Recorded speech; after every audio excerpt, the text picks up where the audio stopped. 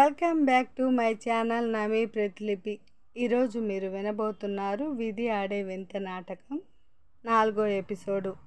మీరందరూ నా వెనక వచ్చే చప్పులను మాత్రం ఇగ్నోర్ చేసేయండి. Thank you. కళ్యాణి అత్తగారిల్లు. కళ్యాణి అత్తయ్య లేదు, మా అమ్మ ఒక్కడే. ఆ ఇంటికి పెద్ద దిక్కైన కళ్యాణి భర్త వెంకట్ నానమ్మ. వాళ్ళు నలుగురే ఆ ఇంట్లో ఉండేది. కళ్యాణి ఇంటి పని అంతా చక్కగా చేసుకుపోతుంది. అందరిని చాలా బాగా చూసుకుంటుంది. వాళ్ళందరి తలలో నాలుకలా ఉంటుంది. ఇంటి పెద్ద నాన్న అంతా కళ్యాణి చేతిలో పెట్టారు. కానీ కళ్యాణికి మాత్రం అక్కడ ఆనందం లేదు. ఎందుకంటే తనకు వెంకట్ అంటే ఇష్టం లేదు. తను చిన్నప్పటి నుంచి తన మేనత్త కొడుకు అయిన ప్రసాద్ని ప్రేమించింది.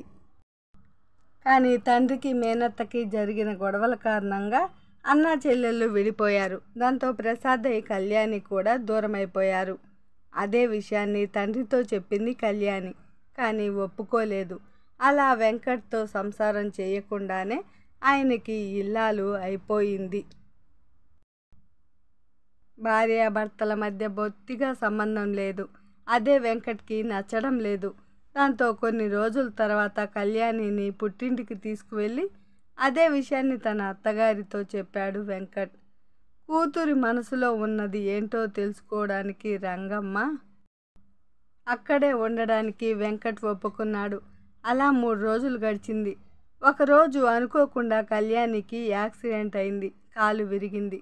దాంతో మరికొన్ని రోజులు తల్లిగారింటి దగ్గరే ఉండిపోవాల్సి వచ్చింది కళ్యాణి.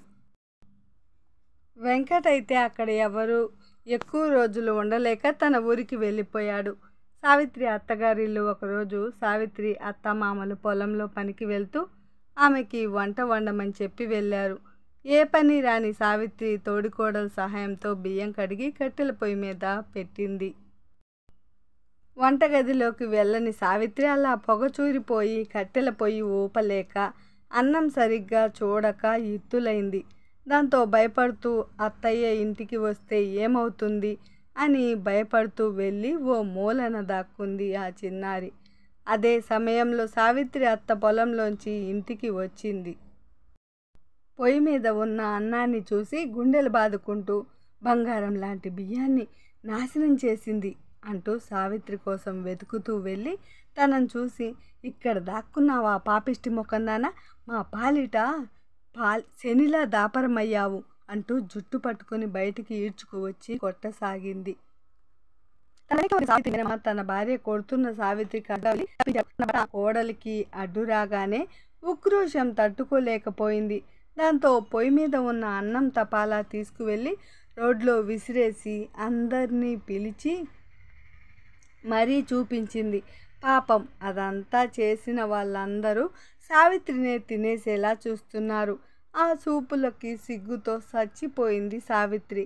ఒకరోజు కూతుర్ని చూడ్డానికి రంగమ్మ సావిత్రి దగ్గరికి వెళ్ళింది. అప్పటి వరకు చెల్లితో బాగానే మాట్లాడిన గాలయ్య కోటమ్మలు తనకి కట్నం ఇవ్వలేదని ముందు తమాషాగా మాట్లాడుతూ అదే పెద్ద గొడవగా మారిపోయింది. అదే సమయానికి మళ్ళీ ఇంటి మీదకి గొడవ తీసుకొచ్చాడు. గొడవలు తీసుకొచ్చిన మళ్ళీని తిట్టాడు గాలయ్య. భర్తని తిడుతుంటే సావిత్రి మామకి అడ్డుగా వెళ్ళింది. ఇది సమయం అనుకున్న సావిత్రి అత్త సావిత్రిని పక్కకు నెట్టేసింది. దాంతో సావిత్రి వెళ్ళి అక్కడే ఉన్న రోకలి బండపై పడింది. వెంటనే తలకి బొప్పి కట్టి 2 రక్తం బొట్టులు కారాయి.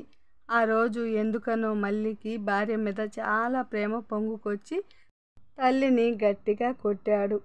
తన భార్యని కొట్టినందుకు కొడుకు మీద కోపంతో బయటికి నెట్టాడు. వెంటనే అతని కాలు బెనికింది. వెంటనే రంగమ్మ వాళ్ళిద్దరు తెలియని ఊర్లో ఆసుపత్రికి తీసుకువెళ్ళింది. ఇద్దరికి కట్లు కట్టించి ఇంటికి తీసుకొచ్చేసరికి ఇంటికి తాళం వేసింది. పక్కనే ఉంటున్న తోడికోడలు కూడా అదే రోజు పుట్టింటికి వెళ్ళడంతో అక్కడే ఉన్న సావిత్రి బావ వాళ్ళింట్లో ఆ రోజు తన భర్త తల్లి సావిత్రి ఉదయాన్నే మళ్ళీ తన భార్యని అత్తతో తీసుకువెళ్ళమని కోరాడు. రంగమ్మ దానికి ఒప్పుకోలేదు.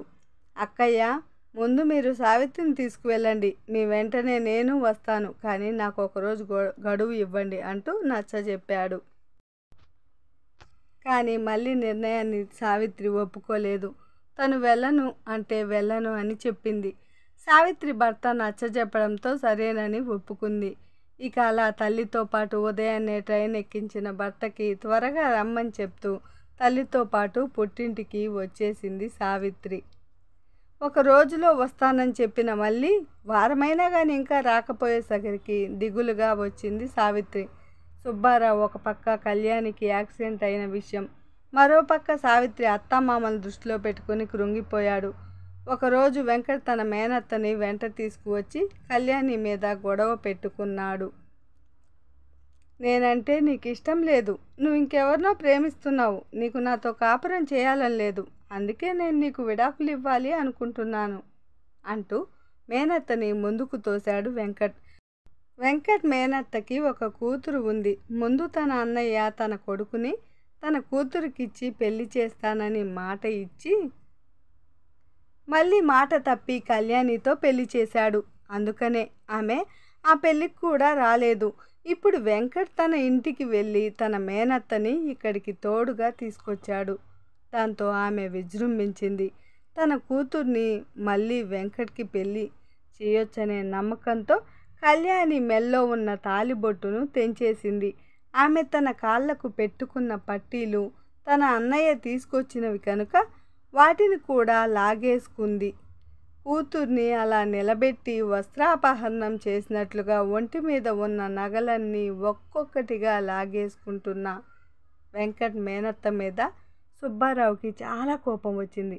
వెంటనే వెంకట్ చేతిలో ఉన్న విడాకుల పత్రాలను తీసుకొని కళ్యాణి చేత సంతకం చేయించి వాళ్ళ ముఖాల మీద విసిరి కొట్టాడు. వెంటనే మీరిక్కడి నుంచి వెళ్ళిపోండి, ఇక నుంచి మీకు మాకు ఏ సంబంధం లేదు అంటూ వాళ్ళని బయటికి నెట్టేశాడు. సుబ్బారావు చేసిన పనికి ఇంట్లో ఉన్న వాళ్ళందరూ ఆశ్చర్యపోయారు. నా స్టోరీ మీకు నచ్చినట్లయితే ఒక చిన్న లైక్, అలాగే సబ్స్క్రైబ్ చేసుకోవటం మాత్రం మర్చిపోకండి. ఇలాగే ఇంకా మంచి మంచి స్టోరీస్ రాసి మీ ముందుకు తీసుకువస్తాను. దానికోసం మీరు ఒక చిన్న ప్రోత్సాహం